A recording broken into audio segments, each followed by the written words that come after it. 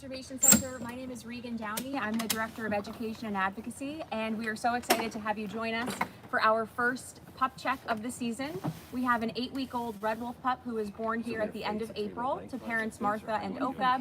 And today he is undergoing his first in a routine exam. You'll see our team are setting up behind us. We have a veterinarian here and our curator, and they will be leading us through the health check once we start. But for now, a lot of the prep is underway. We have to bring in a table, a scale, various equipment for vaccines, various medical supplies. But as a broad reminder, we have this red wolf here because he is part of a larger program known as the Saving Animals from Extinction, or SAFE program for red wolves. And the goal of this program is to grow the captive red wolf population and eventually release these wolves into the wild. Red wolves are critically endangered species. There's currently only 26 known to live in the wild in North Carolina. And this little red wolf pup here is, unbeknownst to him, the future of his critically endangered species. He's currently living here with his parents, Martha and Oka, and his 3 older siblings, Proton, Ember, and Scuppernong. But in the future, he could actually be released into North Carolina, and very far down the line, we're hoping that we can identify additional release sites for red wolves so they can truly recolonize their historical range along the East Coast. Now, you'll notice during the exam, as Rebecca, our curator, and Jim, our veterinarian, walk us through, you'll see that the pup is being handled in a specific way, and this is all by design. These wolves are very shy, very elusive, and so it's important that they remain afraid of humans. Because if he is chosen for release into the wild, that is one of the requirements for release. These wolves have to be afraid of humans. And his parents will teach him a lot of that when he's growing up with them. But it's important that we also reinforce it as well. So we will be very quick in how we handle him. We'll be very mindful of his well-being. But the purpose of these health exams is really just to give him the shots he needs, get a baseline in terms of his health, and then he's going to be released back into his enclosure, and mom and dad will continue to raise him as they have been doing for the last few months. Now, at this age, he is starting to grow very quickly. When wolves are born, they weigh about 1 pound. That's roughly the size of a potato. Or if you cup your hands together, a newborn puppy can fit in the palm of your hand. And they're also born blind and deaf, so they can't see or hear. Their eyes open at around 2 weeks old, and their ears open at about the same time as well. And he has already started to explore his enclosure. We have live streaming cameras in this enclosure, and he has been playing outside. He's been very curious, rambunctious, and he's the only pup of his litter, so he's getting a lot of attention from mom, dad, and his siblings, and that's exactly what we would see wolves do in the wild. Wolves live in these family groups, also known as packs, and the entire family will help raise the pups. So they will make sure that the pups are learning what to eat, where to go, how to behave like a wolf. And so he is getting a lot of that great instruction from his parents as well. Now, if folks have questions during the live stream, if we're able to, we'll try to answer them. So feel free to put any questions you might have into the chat. If we can't answer them now, we can certainly circle back at another point to follow up on those questions. But folks might remember that red wolf Martha was actually born here back in 2018. That year we had what we would call like a puppy boom. We had 22 puppies born, both red wolves and Mexican gray wolves. And Martha grew up here, and she was paired up with Oka. And they actually left our facility last year, they left our facility, and then they actually went to the Museum of Life and Science in North Carolina, and that's where they had their 3 pups. And then the entire family came back here, and they are now living in a very large, spacious, pretty rugged habitat, or home, as we like to call them. And so it's a great place for these wolves to grow up and experience everything wild. Now we have this pup coming out of the capture box. This is where he was placed after we were able to remove him from the den. And so they are taking a weight over here. And I guess before I hand it over to our very skilled team, we can announce the results of our naming contest. So we encourage the public to help us name this red wolf pup. And we received thousands of submissions, and they were all amazing. And so we narrowed down on the staff side and then sent them back to the public for final voting. And the winning name by quite a landslide was Archie, which means truly brave. And we hope that it will be a good symbol for Archie as he grows up and becomes truly brave as well. And so now we have Rebecca and Jim, who will be taking us through this health exam. Hi everyone, welcome. So he weighed 10.5 pounds. We got a quick weight when I grabbed him. He is 8 weeks old and he is feisty.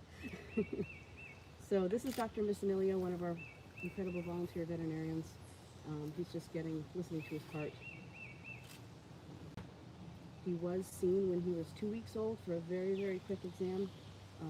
This is the second of 4 times he's going to be seen throughout the summer.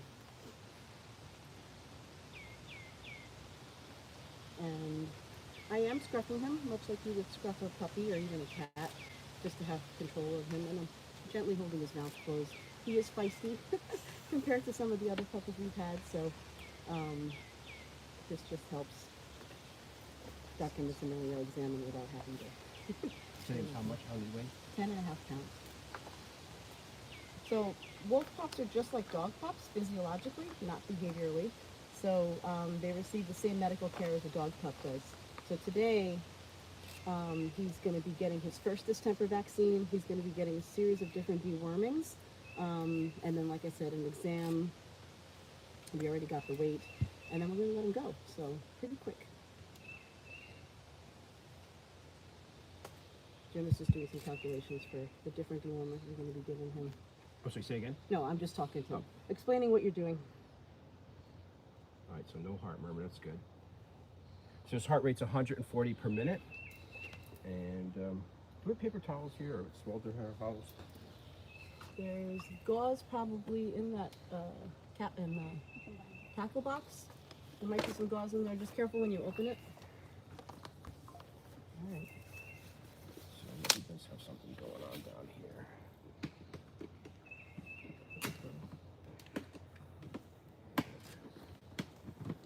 Sorry, bud. It's just excitement. He's nervous, yeah. He does have a short tail. He does. And it's actually deformed. I think there's a kink in the bottom, so he's probably born like that. Okay. So no worries. No worries, yeah. I noticed that we have a very cool camera system. Rebecca? Yeah, go ahead. We have a great camera system that we use for education and for husbandry. Yeah. These wolves reside off exhibit, so we use the cameras to be able to monitor them, because when we are up here caring for them in person, we rarely see them. 100.8 is his body temp? 100.8 is his temperature. We rarely see them, which is a good thing. So we rely on the cameras a lot for health. And I did notice that he had a short tail. So I was very curious to see what it looked like close up. And so Dr. Micinilio said that it's probably just a birth defect. It's not a problem. It's not going to be a Did we problem. bring the scope, the eye scope with us? Yes, it's in the the green basket on the bottom. Oh, in here? Okay.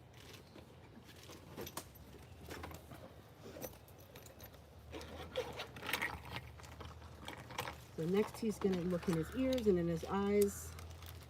So as Rebecca said, anatomically, they're really very similar to domestic dogs. Behaviorally, obviously not, but so we look at the same thing. There's really nothing special. As they grow, their teeth and their bone structure is a little bit more robust than a dog of the similar size, so.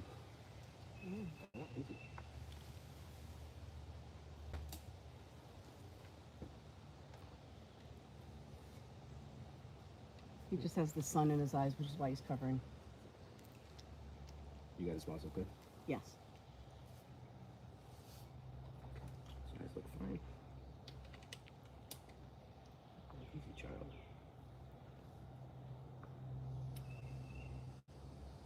Checking his ears.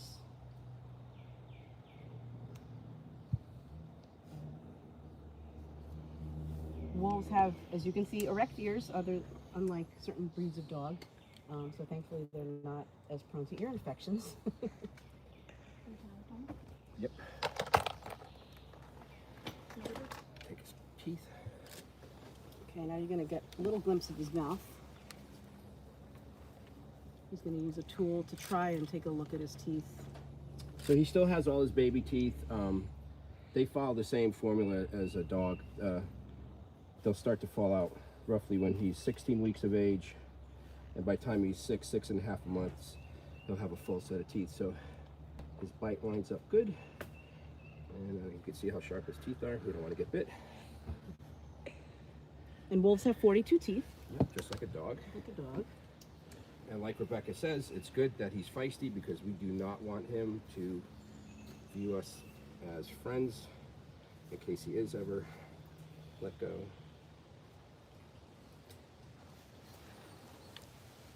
Rebecca, what's he eating right now? So up until fairly recently, he was nursing, but now, as you can see with those teeth, he is transitioning to meat. And so with wolves, hold on. For a second, I'll readjust. Readjust a bit. There's a spell on my foot. I don't know what that If is. you could validate it, that's Yeah, good. sure. Maybe have two. Yeah, one at least. So he's just checking that he has two testicles. Easy job, easy job. Hold on, hold on. I'm off it now. Very squirmy. So we feed a natural diet here. We feed primarily roadkill deer because these wolves, as Regan has mentioned before, they are part of a recovery program, and the hope is that some of them could be released to the wild. And this pup does have an opportunity, especially with this wonderful attitude, to be released, which is awesome. So they are fed primarily roadkill deer. So at this age, I've seen him on camera actually chewing bones, and he will go to the carcass, but there is a period where the adults will go to the carcass, eat the food, and then bring it back to the den and regurgitate the meat for the pups. Okay, just a little higher if you can. Safe distance. So it's kind of pre-chewed. It's kind of the baby food for wolves. So he is just sort of in that stage, but as you can see with those teeth, he definitely has the ability to feed on the carcass with his siblings and his parents. So I'm only feeling one descended testicle now. His Okay. left. I can feel the right higher up, so we'll just pay attention to that as he grows. Okay. Hang on, buddy. I'm just going to your feet. You're good. Those are good toe pads. Soft. So this is our opportunity to get a really thorough exam. A little higher again. We'll do this back leg here. Easy Good for job. his health and also good for data for the program because we document everything that is found.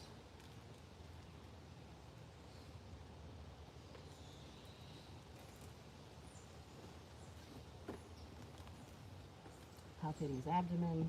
Just gonna come underneath in here. So there we go. Yep. Yeah, he's beefy. Yeah, he's a big pup. Like Regan said, he's the only pup, so he's got all the resources, he's got all the attention. He's an only child. He's got older siblings, but he's the only baby. Rebecca, is it rare for there just to be one pup in a litter? I wouldn't say rare, but well, you know, we've had very large litters here, and we've had only one pup, so there's definitely a spectrum. And you know, there is pup loss, there is pup mortality.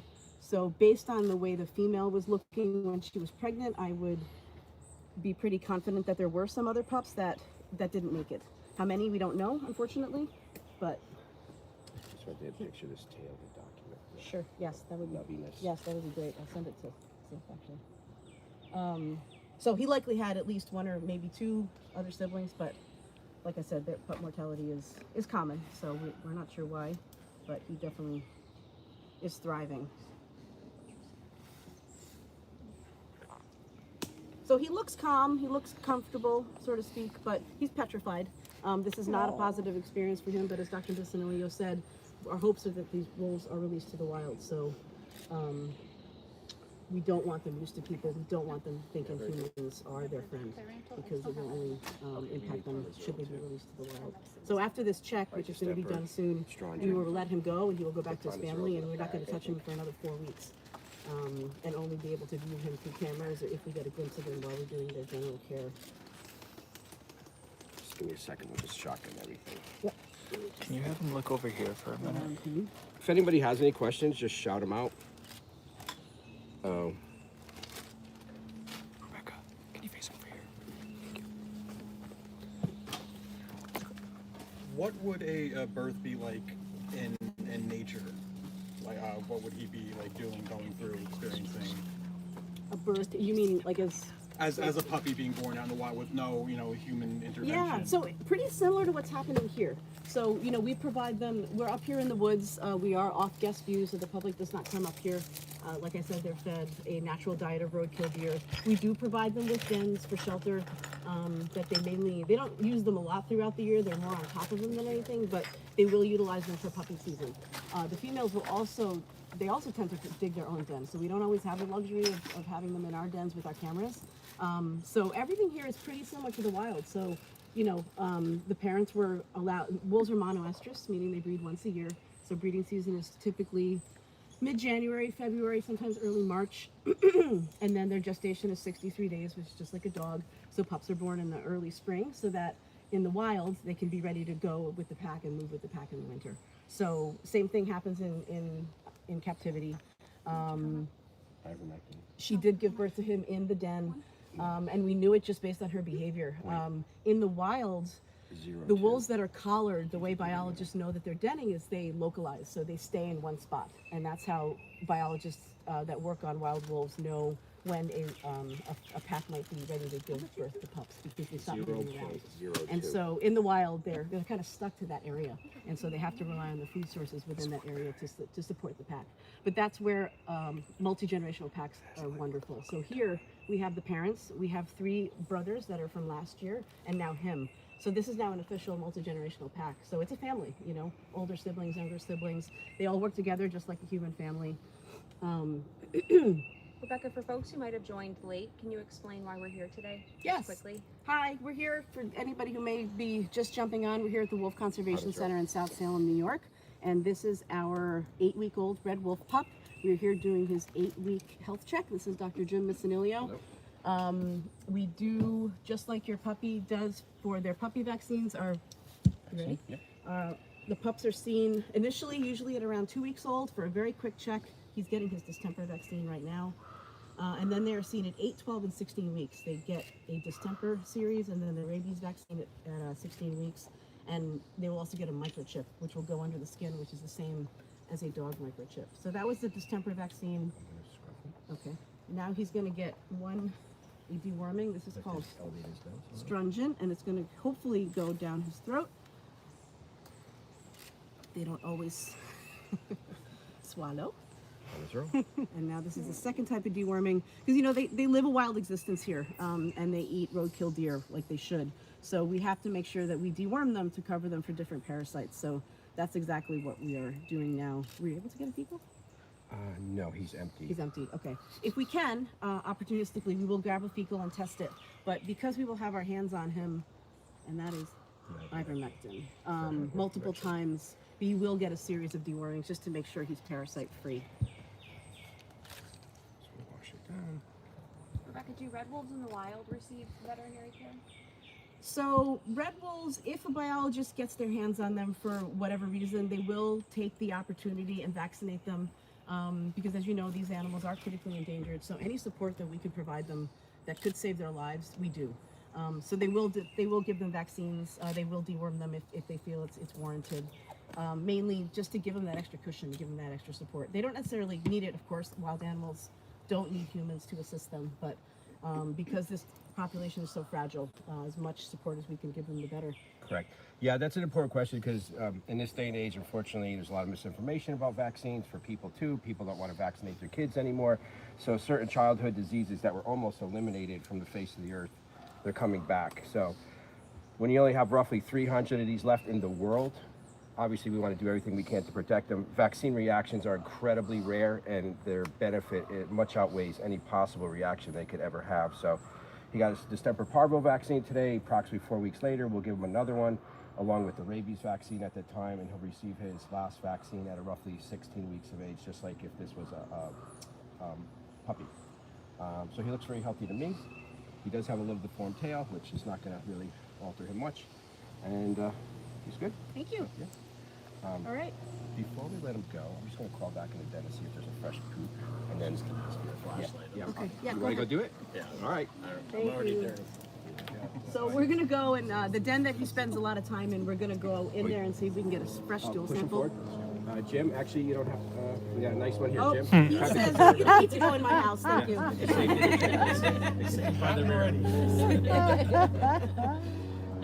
So I do want to mention that Dr. Micinilio and we are blessed to have all of our veterinarians are volunteers. We are so incredibly blessed and lucky.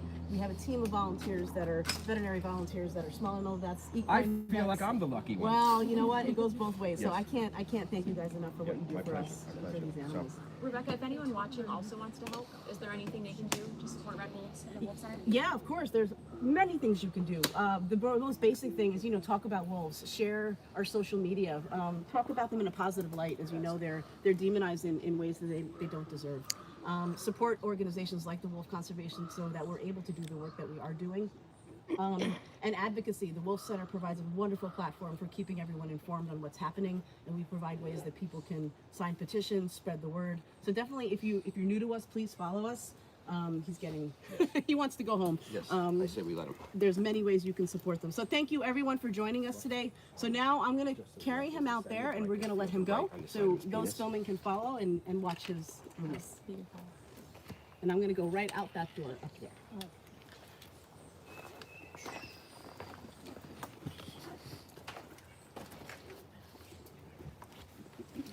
Another one. Just watch your step.